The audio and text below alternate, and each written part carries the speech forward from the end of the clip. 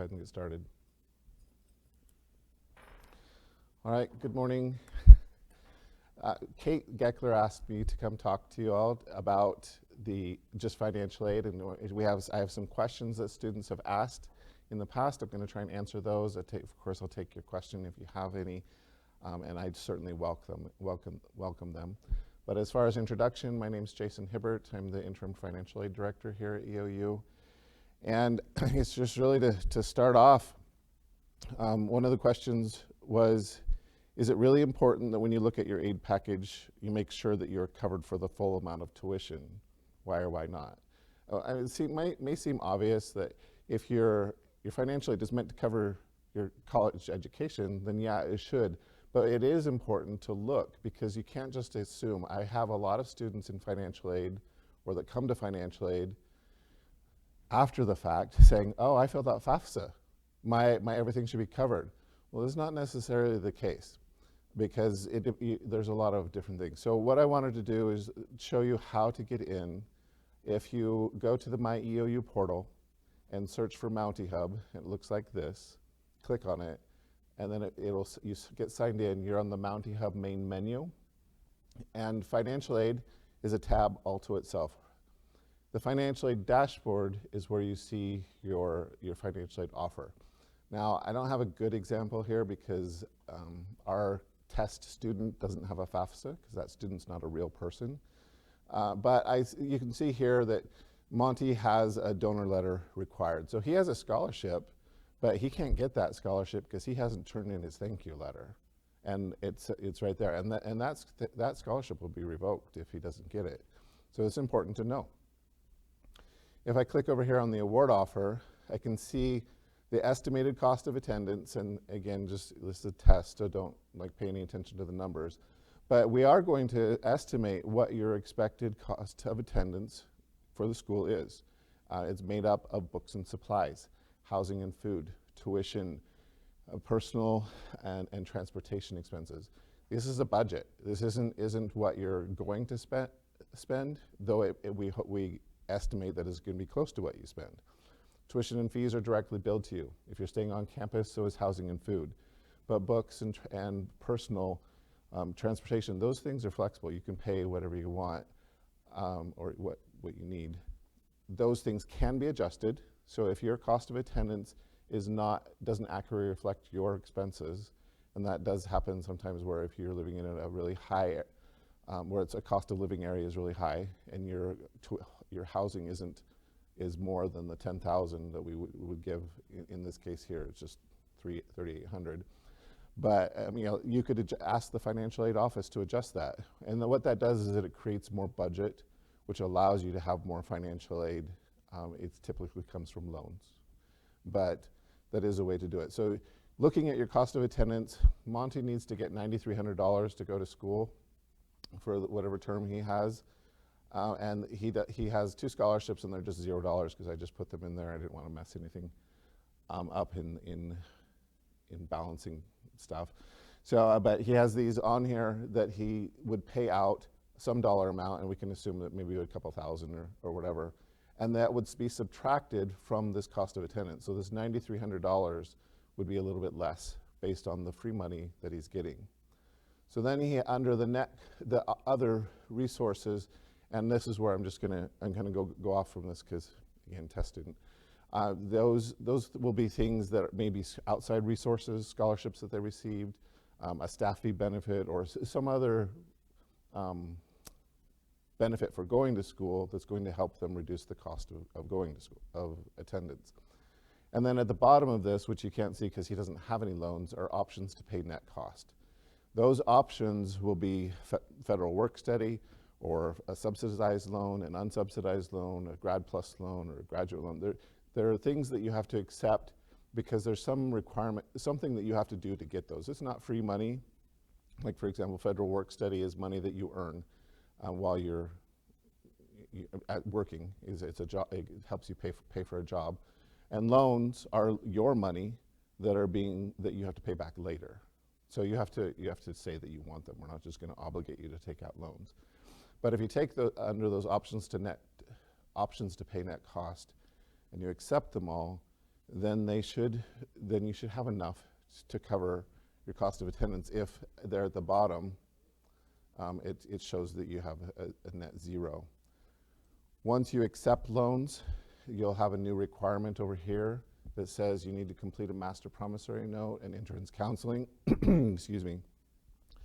And those are just something that you have to do once, but they are required. The federal government wants to make sure that you understand what loans are, that you have to repay them, et cetera. And so that's what those are things for. Other things that are important on the financial aid dashboard are your satisfactory academic progress. So it looks like Monty here failed his classes and was revoked, so he didn't get financial aid, and so he needs to submit an appeal. If he doesn't submit an appeal, he's never getting financial aid from us again, because it doesn't expire. Unlike the academic suspension, the financial aid revoke is permanent until appealed. But we receive a lot of appeals, and everybody has good, well, I'd say most people, the vast majority of people have good reasons as to why they didn't make progress, why they didn't pass their classes. And just documenting those and setting up support structures so they can be successful in the future is the purpose of the appeal. It's not meant to be punitive at all. It's just, we just want you to be successful. You don't want to just continue to take classes and fail and take out loans and be obligated to pay those back and have no degree to show for it. So hopefully that makes sense. So always just appeal if you need to. The college financing plan, sorry, terrible example here, is the Department of Education's template for cost of attendance. It breaks it down again into what we just kind of covered in the award history. But if you want something to print out, give to your parents, that's a good place for it. That's probably good for this question. Do you have any questions? Okay. Yes. So I can't remember if it was in not the resources, it was an award. Yeah. Award offer. Mm-hmm. Are the cost of attendance, those are auto-populated, or is that something? So yes, and the question is the cost of attendance, and I'm saying that because it's being recorded. The cost of attendance is automatically generated from the financial aid office. I each year try to estimate what I get, like estimates on what how tuition is going to go up, or what's the housing cost going to be, how a book's changed. Anyway, I build those costs of attendance for the various different classifications of students, and those, when you get a financial aid award package or a college financing plan, are just pulled in from a template. So that's why it's just like a rubber stamp. One, everybody gets the same one, even though it doesn't necessarily fit you, and that's why you can adjust it with communication. Does that answer your question? Yes, it does. Thank you. Uh-huh. And I have another question. Yeah. About the appeal process. So what is the average time it takes for the appeal process to go from start to finish? Yeah. For a satisfactory academic progress appeal, it takes we try to get them out within 2 to 3 days of the first appeal. So if you write your letter and submit it to us, you should hear back within like 72 hours. For a second appeal, because you may not have made progress at 2 terms, after your probation, you may have failed again, and if you appeal again, that has to go to the financial aid committee, so that will probably take a week and a half, because it would still our processing on our end, and then the committee meets virtually or uses a discussion board, so it's kind of at their ability to participate. So we usually give them about a week. I highly recommend doing it as soon as you get notification that you are revoked, because it's going to affect your ability to be successful in the next term if you don't have money to buy books, or if you're worried about paying bills. So try and get it in right away. We do accept them all the way through the end of the term, but it has happened that students have submitted the last week of the term. The committee has approved their appeal if they go half-time, because there may be restrictions. The student couldn't drop to half-time because it was past the 7th week, so we couldn't approve the appeal. So like at latest 7th week, we need to have those appeals in. So it sounds like you might recommend students checking their portal as often as possible. Yeah. Updates and any notifications, because I'm guessing that the notifications will come through to Mount Heaven. Does that also make it to the email inbox? We email them when those kind of things happen, but it doesn't get, they don't get reminded. So it's a one time out. And yeah, we don't want to got logged out. All right, good questions. So question about the importance of applying for any and all scholarships that are available. That is a super important question. Hi. The scholarships can make such a difference in a student's life or a student's academic career, because they can make they help really take a lot of burden off of a student trying to focus on school because they're worried about work, and then having that debt afterwards. So there isn't any limit to the number of scholarships. Effectively, you can't get $1 million from it, but you can get tens of thousands. I've had several students come through that I've seen in our office that have had $40,000 in scholarships and grants. Our cost of attendance is less than $30,000. So it pays their tuition, their housing, their food. They have money back to pay for whatever their expenses. So they've done very well in setting themselves up and getting that to them.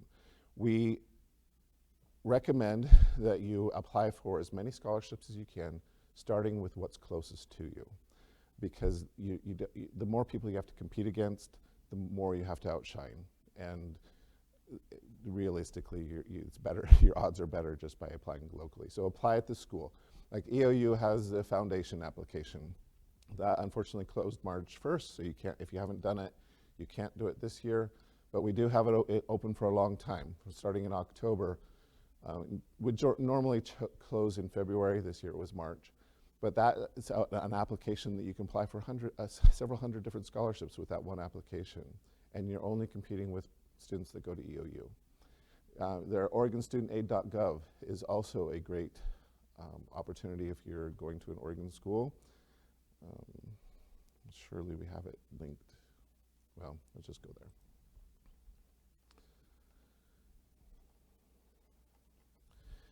And they have scholarship applications, hundreds of them, and you can apply for them. This application will take you longer than ours does because each scholarship has a different requirement. But again, many, all in one spot, and you don't have to worry about them being scams, because there are some scholarship scams out there. What else? Really focus on your essay.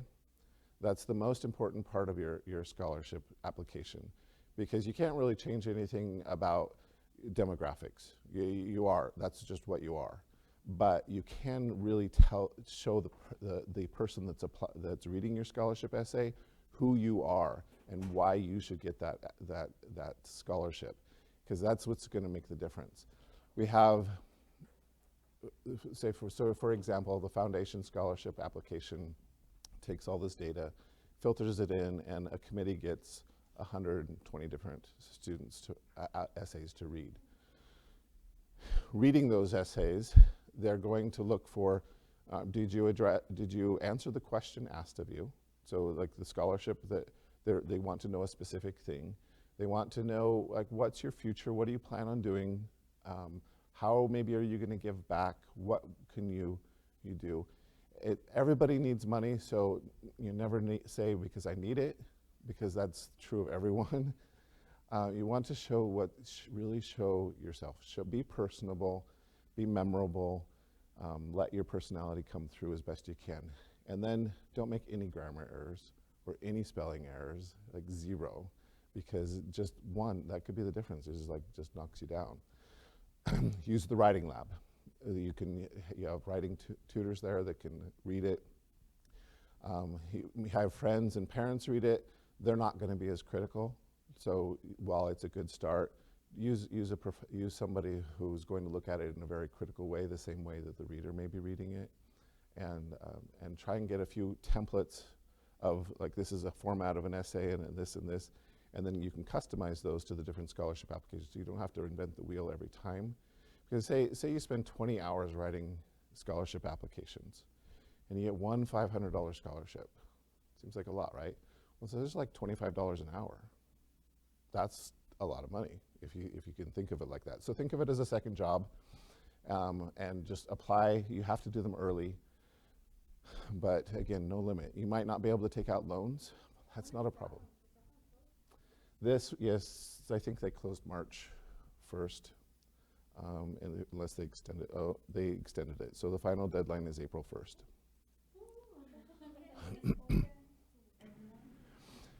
Yes, current and future Oregon students. So everyone that's in Oregon, since you're going to school in Oregon, I think you could apply for it. You can't take it to Idaho or something like that. But so every scholarship in there is going to have slightly different criteria. And if you start it, they will.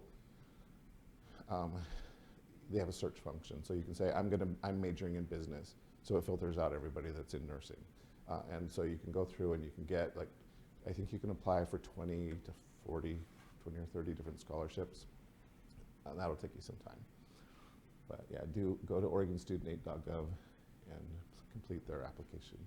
This is also where students can apply for ORSA, which is the Oregon Student Aid application. It's an option for students who can't fill out a FAFSA but are in Oregon to apply for Oregon Opportunity Grant. So that's just under the grants. Oregon Opportunity Grant is free. Any questions? Can I just add a super quick comment?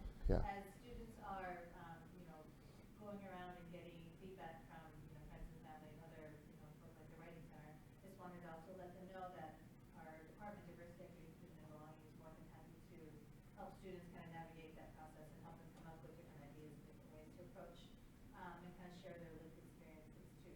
Just wanted to, in addition to the Writing Center, we're also very happy to sit down with students. Yeah, because you have employees or associates or people that work there that have been readers too, so they've seen a lot of those essays come through, and you can kind of get an idea.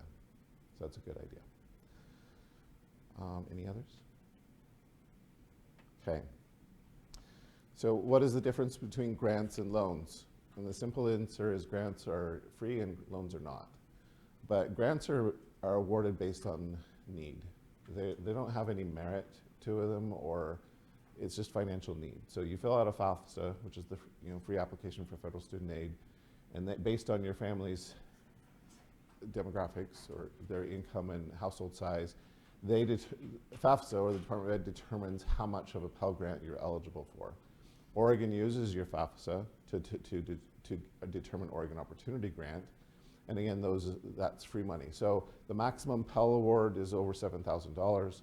So is the Oregon Opportunity Grant. So you could have about $15,000 in free money at the highest need level, but it goes down. And it's not just a straight cutoff. It scales down. So as your family's income increases, then your need for that grant decreases, and will eventually go away.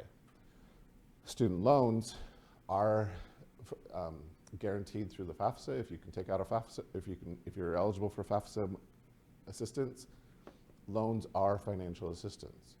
It's a tool for you to help to pay for college and to get the degree you want, to get the job that you want.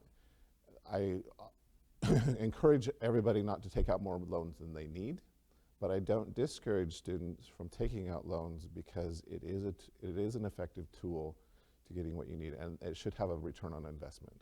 That money that you borrow, you'll be able to pay back, and you'll have a better job.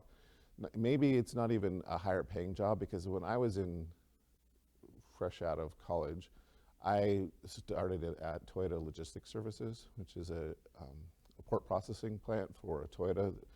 It's to make us a little bit American, because the Toyotas would come in and we'd put on some lug nuts or something. So, so it's not 100% Japanese. But the only thing you needed to work there was a driver's license. And I was making like $40,000 a year, and this was in 1997. So I made a lot of money, more than especially compared to with inflation. I made a lot more money there, but I wasn't happy. I didn't like that job. Whereas here, I have a better quality of life, and that college, gave that to me. I was able to get that. So that's kind of what I'm saying, is that you get a return on investment. It might not necessarily be purely financial, but something else. So don't discount them, but don't take them if you don't need them, because it is going to stay on your credit history. which prevents or affects your ability to borrow for buying a car or a house. That debt to income ratio will exist. Some other questions about loans? Yeah. So is the financial aid office at EOU able to provide some kind of like, as students are getting ready to graduate, it's like they have a loan packet that they're looking ahead to pay back. Is there a way for the financial aid office to assist students in kind of coming up with like a basic plan for post-graduation? Yeah. Or what would you recommend students do as they kind of think ahead to Mm-hmm. paying that back? No, that's a good question. We ask every student that's within 30 days of graduation to complete exit counseling. It's done on studentaid.gov, and it sets up your payment. First, it shows you what your loan payment may be, and there are multiple repayment options. But if you were to go into loan repayment, and loan simulator is useful if you just want to see kind of what your payments are without going through the whole exit counseling. But exit counseling will will set you up with your loan servicer, notify who they are, how much your payment is going to be per month. You have a 6-month grace period after you graduate before you have to start making payments. I recommend that you pay any unsubsidized loans that you have, and I'll explain the difference on that before repayment begins, and this is the reason why. The unsubsidized loan is not subsidized. It should be apparent, but sometimes it gets confused with the subsidized loans because they sound so similar. But the subsidized loan interest has been paid for you by the federal government the whole time you've been in school, so no interest has been accruing. That loan is still $3,500 from your freshman year or $4,500 from your sophomore year. Those loans are all separate loans. They have separate interest rates. They're fixed, but they could be different year to year based on whatever they're set up to be. You're going to make one payment on all of those loans, so you don't need to think of them as separate, but they are. The unsubsidized loan interest has been accruing the whole time you've been in school if you've borrowed the unsubsidized loan. At the end of your 6-month grace period, they will capitalize that interest. And capitalization means converting into principal. So say you took out a $2,000 loan in your freshman year, and it accrued $50 of interest every year for those 4 years. Then when you start repayment, it's going to be a $2,200 loan that it will then accrue interest on $2,200 instead of $2,000. So it kind of makes it exponentially bigger, or at least a little bit. But if you pay off that interest either as it's accruing, and that's one option you can do when you go through entrance counseling, you can check a box, I want to pay my unsubsidized loan interest as it's accruing, then capitalization doesn't happen. But it doesn't matter if you do it as you go or prior to capitalization before repayment, because it's simple interest, it's not compounding. So the $50, $50, $50, not $50.50 and $50 and a dollar, it's not compounding that way. So there's no difference in paying it off all at once or in stages, except for the fact that it's often harder for students to come up with a large payment all at once than it is to do it over time. Does that make sense?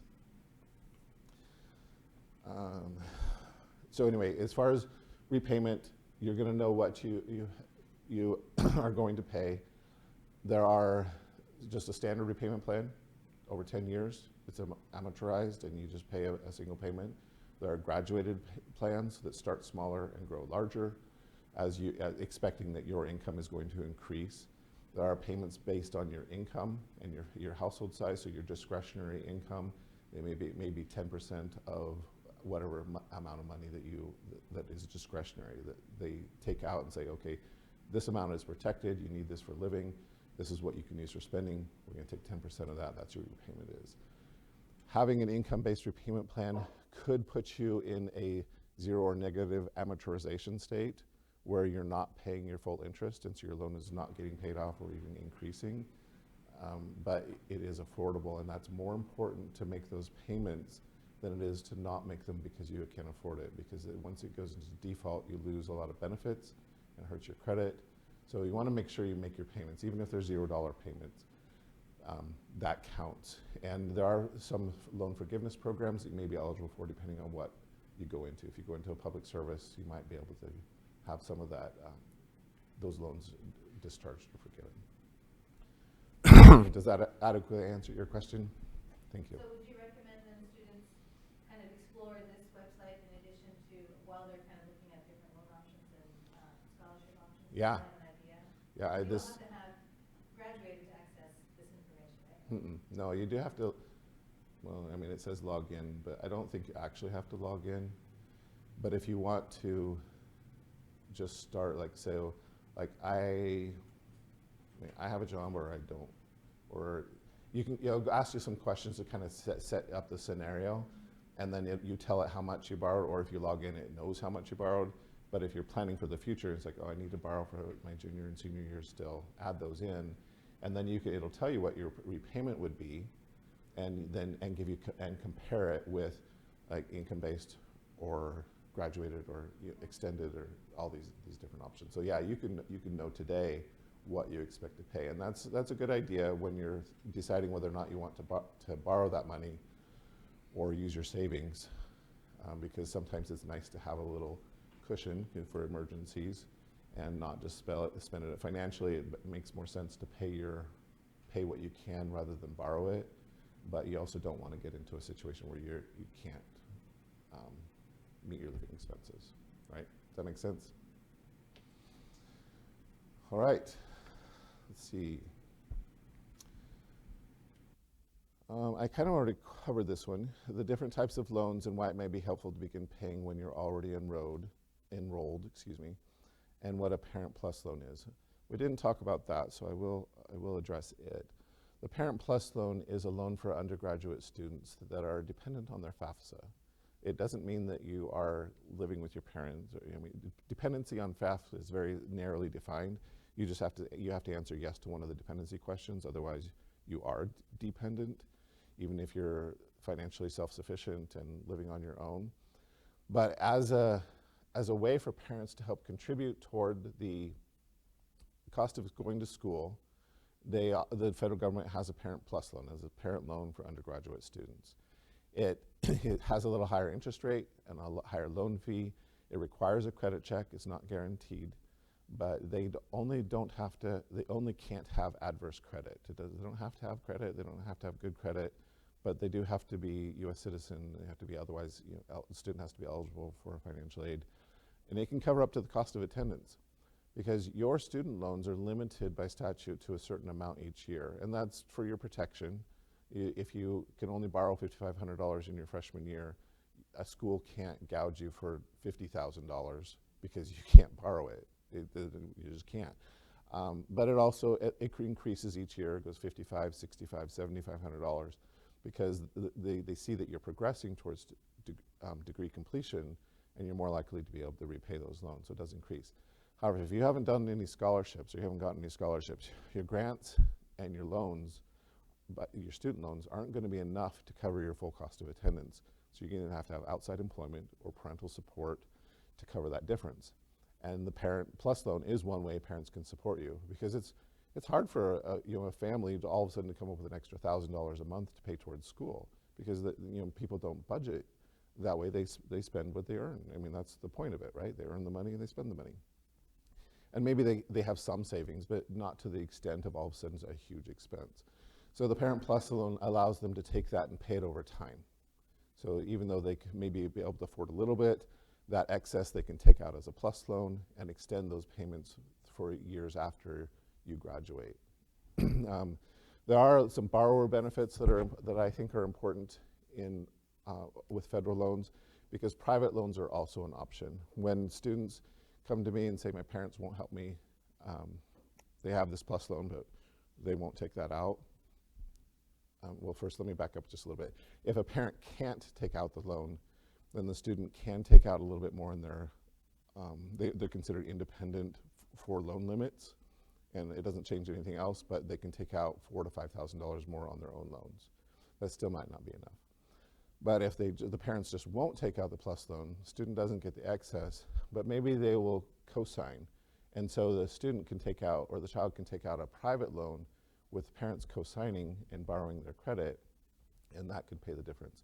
That is a separate payment, so you'll have your federal student loans to pay off and your private student loan. The private student loan isn't going to have the same benefits that the federal one does. Like federals, it can get discharged for permanent disability, which or death, and those things are things we don't want to happen. But there's no point in leaving that to your estate, that extra burden on top of whatever else is going to happen. So always use your federal loans first, but private loans are an option as well if you can't cover what you need. All right, anything?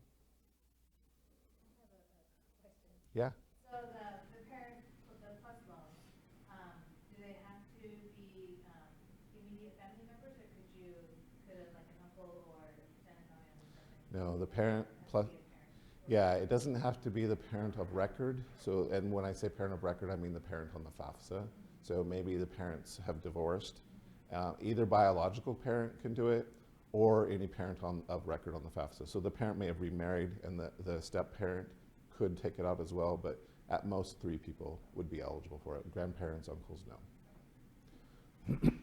Excuse me. Anything else? All right. Who to go to and where for help? Well, that's why I'm here, is to tell you. Yeah. Our office is in Gilbert right now. We're normally in Low, but you can reach us via email or phone. We're happy to help you. FAFSA also has help. We have really good help. You can do it through chat or email or phone or through their search engine. Here, there's this little owl down here. You can ask Aiden. Aiden's not super smart. It's very limited on the questions you can ask him, but you can get help through them. Sometimes you have to go to FAFSA for some of the things we can't fix for you. It usually involves identity or just something on their end that we can't do. But we see a lot of different problems as far as like, I can't get my FAFSA done, this is what's happening. So we have a lot of experience in seeing, well, this is how you correct that. We also have direct access to your FAFSA, so can sometimes make the correction for you with you providing documentation for that. Excuse me. And we actually get a lot of questions that aren't financial aid related. We're just that friendly. So people come in and ask us all kinds of things. Speaking of making corrections to FAFSAs, that's not on our list, but students' financial or just family situation changes year to year. That's kind of expected, but FAFSA has to pick something. So it looks at your history from 2 years ago to determine your eligibility to pay now, not because you've saved all that money from back then, but it's just a projection. Like you made that much then, you're probably going to make this much now. But things can have changed in 2 years. So if your parents' income has changed or your income has changed, your household size has changed, any kind of situation that could affect the data elements on the FAFSA and calculate your eligibility for your need eligibility, you can come talk to us and we can make adjustments. We do what called a special circumstance appeal or an unusual circumstance appeal. And the difference is that special circumstance is something that has affected your family's ability to pay, whereas the unusual is that your situation doesn't match what the rule is, and it typically or probably only involves dependent students that don't have the parental support to be considered dependent, and we can make them independent if they can support that, either by homeless youth or homeless status or some kind of family situation that makes it unsafe or whatever to try and get that information from parents. So we can make adjustments that way to help you pay for school if that matches. Any more questions? Yeah. So in addition to some of the things you just mentioned, and also like satisfactory academic progress, are there any other things that might impact the student's aid package throughout the term at any given time? Yes, I'm glad you asked. So we don't package you for summer, but because we have to pick a format to package everybody in. And most people go fall, winter, and spring. So if you're wanting to go summer term, you have to specifically request that. We'll have a summer aid request form, and then you can say, I want summer aid, and we can repackage and adjust things. Not everything can pay in the summer, like scholarships usually don't, but all your federal aid can. State aid usually doesn't as well. But also, if you're not going to be full-time, because we expect you to be full-time, and that's what your cost of attendance is built on, then you need to also let us know if you're taking out loans, and because we need to adjust your budget. Pay attention to scholarship requirements, because you could lose scholarships by not being full-time, and which would be unfortunate, but sometimes you just can't. But and there may be scholarship appeals, or maybe you can defer it. But as far as loans, they have to match your enrollment level, and that's just because if your expected tuition cost is $11,000, but you're only going half-time, so you're only spending $6,600 or whatever, then we can't give you this extra loan money, because it didn't go towards your cost of attendance. It's just excess, and so those have to be reduced. We don't want you to borrow more than you need to go to school, because you have to pay that back, and then like the school has a vested interest in you being successful and paying those loans back. If you go into default, it looks bad on us as well. So, anything else? I don't know if you're planning on talking about it, but study abroad. Mm-hmm. I've had also students asking about, financial packages, if they're able to use that, or scholarship money too, for that matter, to support their kind of study abroad. Yeah, there are scholarships specifically for study abroad, so those for sure. Some scholarships may not, if it's a fee remission, and when I say fee remission, I mean a reduction in tuition, then those are not going to apply, because it's not real money. It just reduces your cost of your tuition, and you're not paying tuition in a study abroad program, at least to the university. So some scholarships, yes, some scholarships, no. Others, you might just have to ask the donor. Your federal loans, federal money, yes, that can all go towards it. State grants can also do it, as long as it's in a state program or state-approved program, that those will go. So your Oregon Opportunity Grant, your Pell Grant, your loans, all that can be applied for it. When I have had students come to me to say they wanted to do a study abroad program, we calculate their costs, see what kind of financial aid they have for that term, because we're still going to only disperse on our dates, and then maybe move their loans. So a lot of times those students aren't using their loans, and so it's easy. We can just say, okay, we're going to take all your loan money in fall term to help pay for this, and then you don't have any for winter and spring.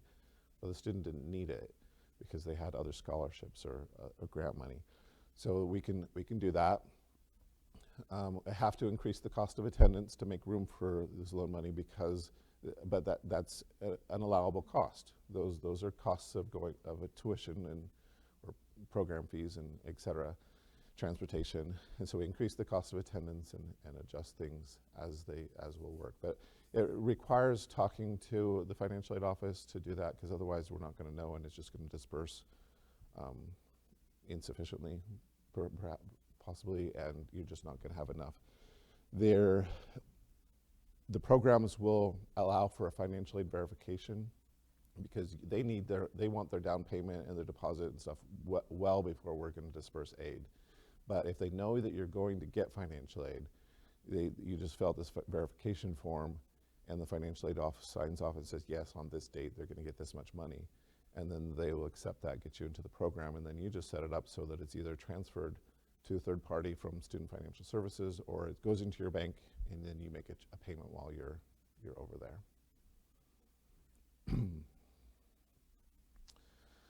It kind of touches on limitations of aid.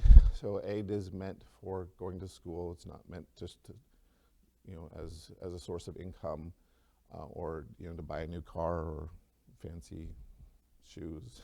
I mean, there are some allowances for personal expenses and for transportation, but it's not meant to go everything. So you're limited to a certain number of credits, which is 150% of the published program length.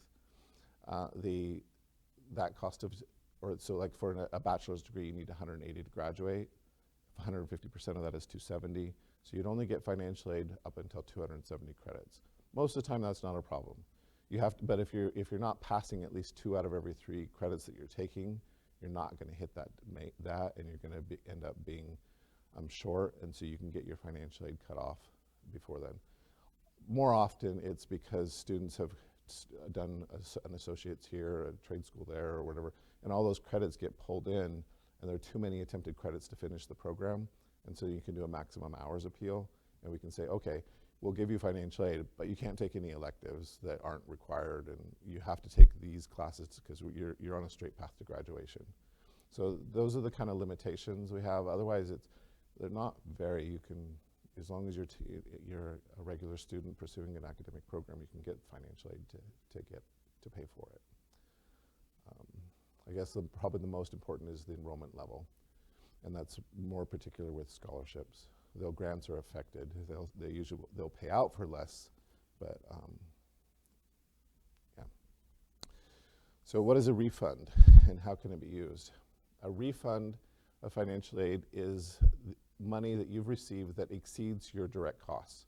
So if you receive $10,000 in financial aid, but you only have a bill for $8,000 from your housing and food and tuition and fees, then you're going to get $2,000 back to use for personal, for books, for transportation, whatever you need to go about your daily life and be successful in school. That's what that refund is. Sometimes students will drop classes after they've gotten a refund, and their aid adjusts, and they lose like scholarships or Pell Grant, and we can't just zero everything out because you have money in your hand that you weren't eligible for, and so you're going to owe money back to the school. So it just, if you're planning on dropping any classes or changing around, I recommend contacting our office and seeing how it will affect your financial aid before you do it, because that may make the difference on like, well, I can just tough it out, or maybe I can swap it for something different, and so that because it will affect your financial aid on that. So we have about 5 more minutes to talk. Any other questions that I can answer for you?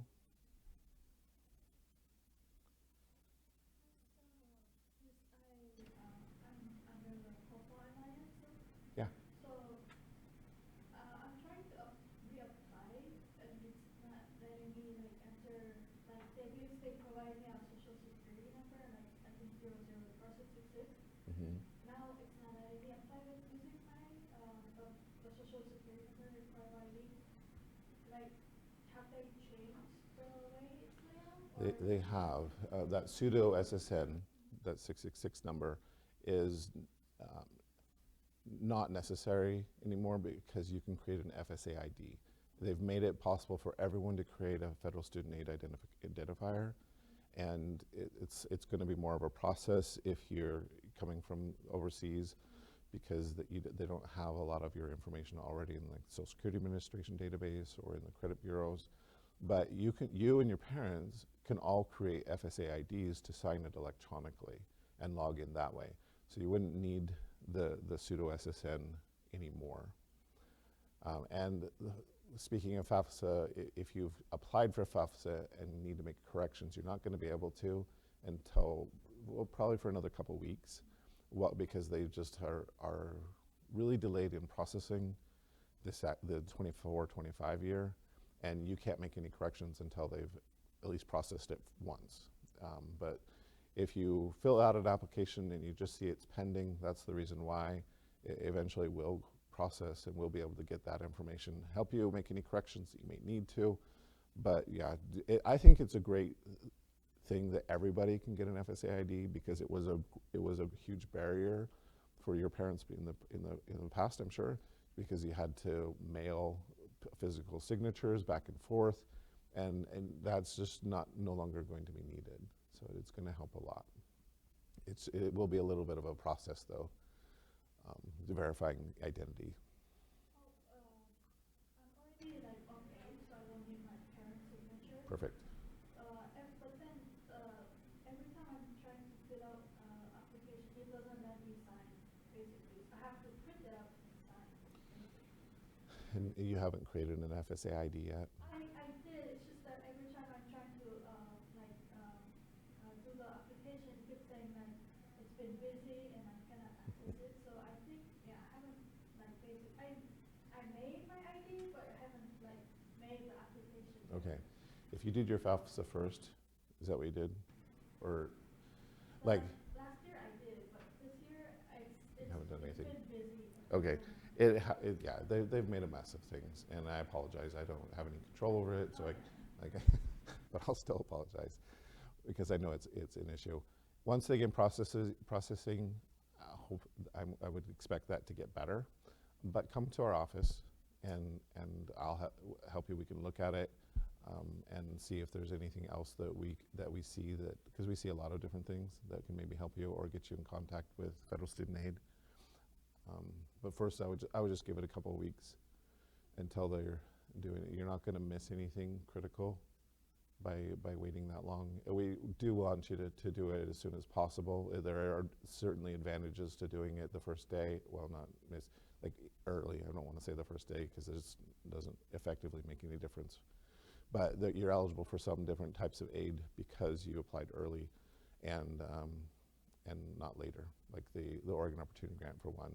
But they usually award through about August. So like we're still within a window that it's not an issue. Okay, and it's 11:48, so I think we're done. Thank you for coming. Thank you. You're welcome.